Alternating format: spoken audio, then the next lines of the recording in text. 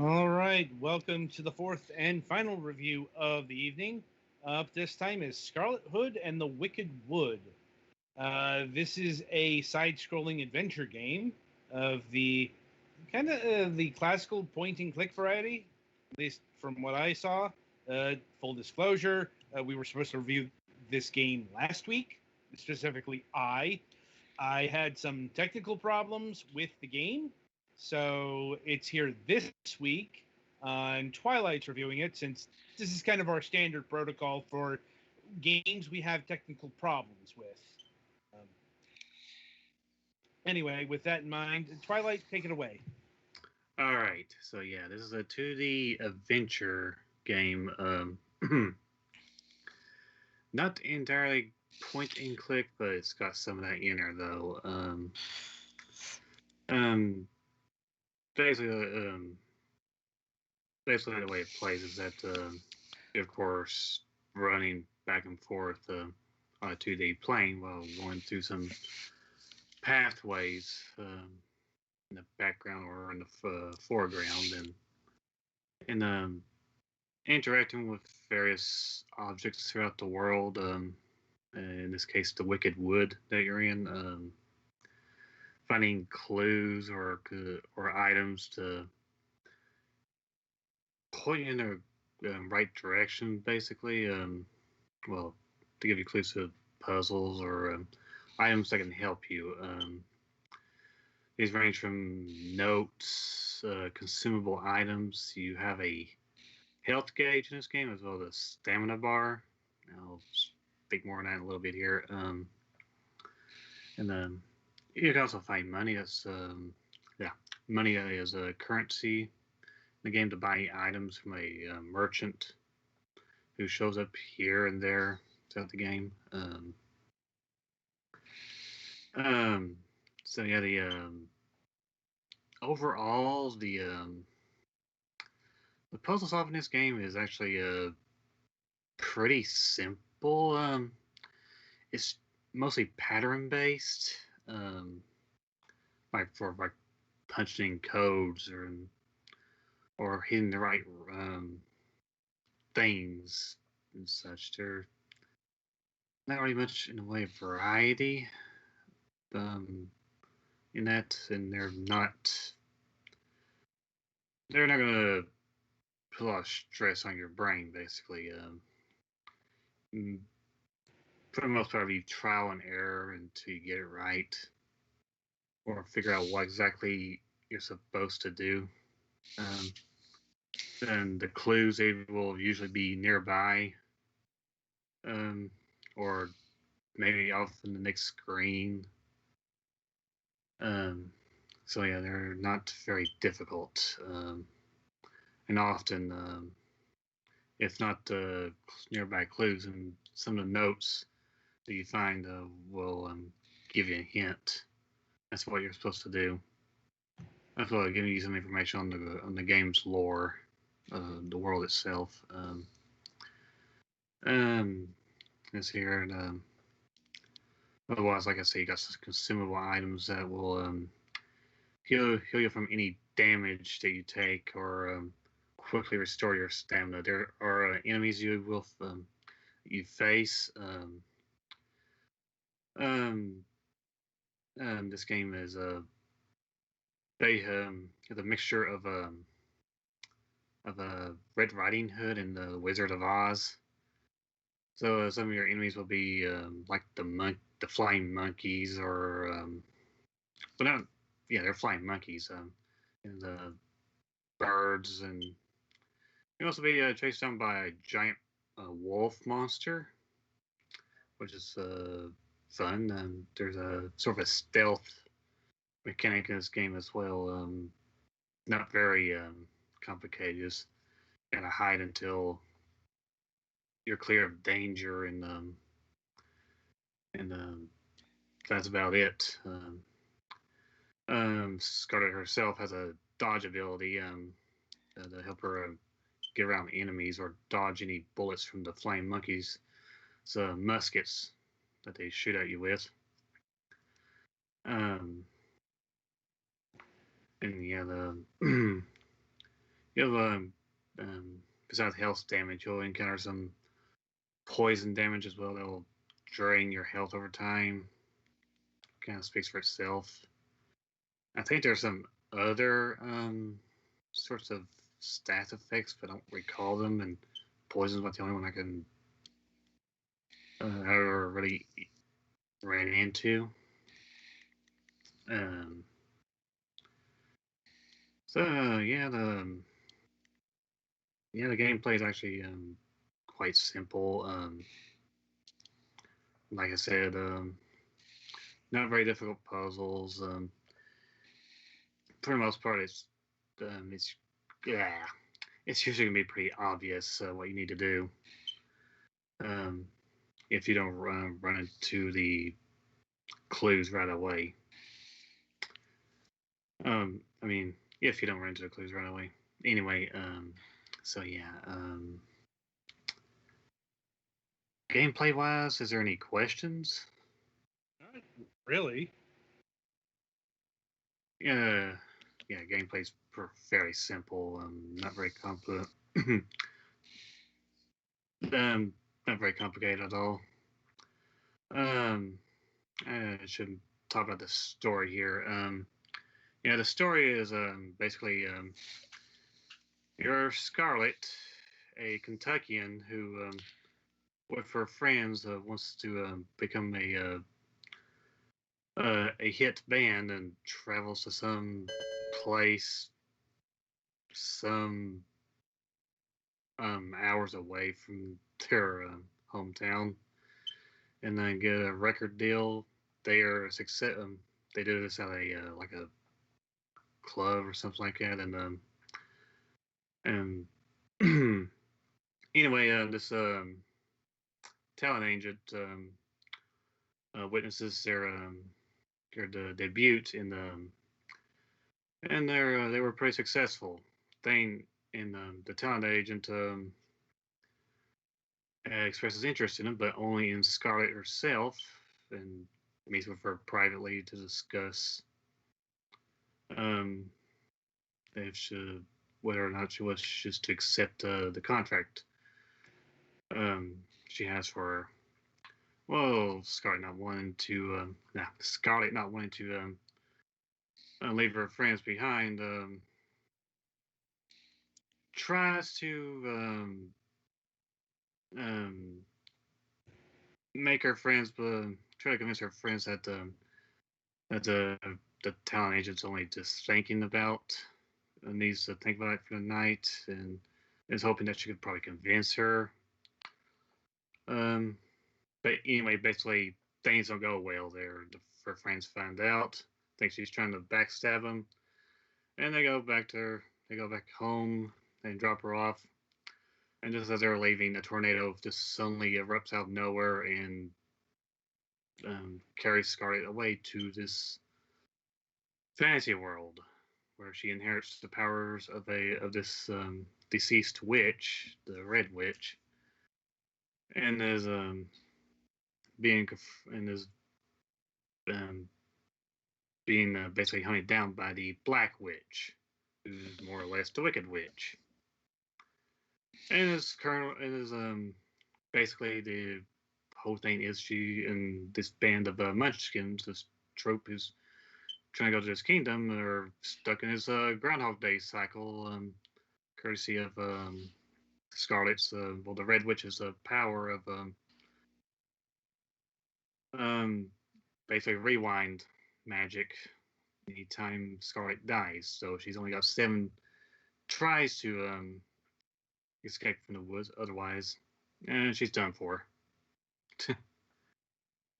And yeah, you're basically trying to find out any way you can to escape the Wicked Wood and by defeating the various enemies who stand in your way. And the stories are pretty fun. I actually really been enjoying it. It's nothing amazing, but it's pretty enjoyable. Just seeing the whole mixture of elements of Red Riding Hood and the Wizard of Oz. You will run into characters who are based off the characters from those two stories. There is a Tin Man, a Lion, and a Scarecrow. And like I said, the Black Witch is basically the Wicked Witch, and Scarlet herself is Red Riding Hood, as well as Dorothy. um, so yeah, so as for let's see which one I should talk about first. The visuals, a really nice art style. Um, not to admit in the visuals overall, for like the environment and everything is actually pretty amazing in my opinion. And like right now you're only seeing the snow environment here, but there's also like a jungle and autumn based environment, and they're all quite beautiful. And the character designs are really nice as well. Um, this game actually has an art book I might be interested. I might actually get later on. As I remember that. And there's also, well, for the music and audio, this game has voice acting, but it's only Scarlet herself. And like I said, she's a Kentuckian, and they went with, of course, in the Southern accent with her. So the actor, they seem to be going for a Dolly Parton impersonation, from what I could tell. And a pretty good one at that. Um, and like I said, she's the only voice actor here. Everything else is sound effects and the music. Can't really remember much in the way of much about the sound effects. As for the music itself, it's got a really good soundtrack. Um, um, uh, like what sticks out to me the most is the title theme, which is pretty energetic, bombastic. Um, which does kind of fit the tone of the game with the entire how colorful it is and crazy things, how crazy things get at times. The rest of the music some really nice, mellow um, tracks for the while you're traversing the different environments, but they're they're pretty mellow and at times don't really fit certain situations. What I have in mind basically is like when the wolf is stalking you, which is like it's about every stage, except for when he finds you and starts chasing you, and then it turns into a more appropriate. Your life's in danger. You're gonna get mauled if you don't hide. um, but yeah, overall the soundtrack is really good. Um, and And it's also available as well. So I guess that takes us to pricing. Well, does anybody have any questions? Something might need clarification on? Not really. I No. think I'm good. All right. So yeah, Scarlet Hood and the Wicked Wood is $14.99, $15. Yeah, I can recommend it at that price. I had a lot of fun with this game. Yeah, it was a fairly easy, but it was pretty enjoyable. The story, and I'm a sucker for um, adventure games at times, especially if some have some element of horror to it. I'm speaking of the wolf chasing you. Um, and yeah, $15 I can definitely recommend it at the price with how good the art and music is. This story and music is the strongest aspect, I have to say. Well, the art is as well. Yeah, everything's pretty good here.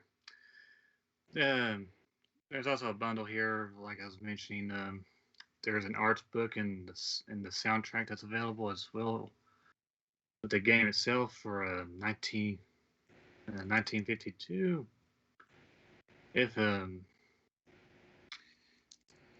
as per usual, you'll probably be getting the game first before you get the additional stuff, which are also sold separately for $3.99 both. And I could definitely recommend them. I haven't actually seen art book myself, but the soundtrack's really good. So basically, if you're interested in a whimsical adventure game with puzzles that are not going to put a lot of stress on you, that definitely don't use a snake and harness style of puzzle solving. Yeah, I definitely recommend this game. I really had a lot of fun with it. So that's it for me. All right, then. And I think that's about it for this review session. The week ahead. So originally we were supposed to have last week's Friday interview this week, but it turns out our guest couldn't make it this week, and that interview is kind of in limbo right now. Kind of waiting to see on some other potential interviews before I can move. Like the schedule's kind of tight right now, so space is limited uh, in that regard. So we'll see what happens there. But yeah, no regrets about delaying the interview. There was just too much stuff going on that day. Like, oof. Anyway, but happening on Wednesday, May 12th, we'll be having Dane Jennings of Catapult Games. So this is actually going to be an interesting one because in spite of the name, Catapult Games isn't all about games. They do non-gaming applications as well. Quite a wide variety. Like their biggest claim to fame is probably, at least in the gaming sphere, is the virtual reality game called Don't Look Down. I've actually heard about this game. It's like one of the better full room scale VR experiences. Like I've heard from some people that, people like they felt like they were having a case of vertigo, if only for a second. So, and there's a therapy edition of this. So what you're saying, this game is Petty Fan Vomit Simulator. Yeah. Yeah. And well, okay. So there's no easy way to talk about this, but their latest project is actually a de-escalation app for police. Well then. Yeah. That's something that some people could definitely use. Yeah, and we'll be talking about that. No, it's not strictly game related, but I like they didn't go into too much detail on how they do the de-escalation here. And I am interested in that. And like I said, they do have actual games here, so it still fits. Mm-hmm. I mean, it's just kind of a lot of it's in therapeutic stuff. Like they got this thing called Fight for Humanity, which is an aerial combat game with gaming insomniacs. So that's actually like this is a pure game here. But they also got your Dream Your Team mobile app, which is an app that helps disabled youth find employment. So we're kind of on a couple of spectrums here. So it's going to be an interesting interview, if nothing else. Well, until then, I shall wish you good gaming.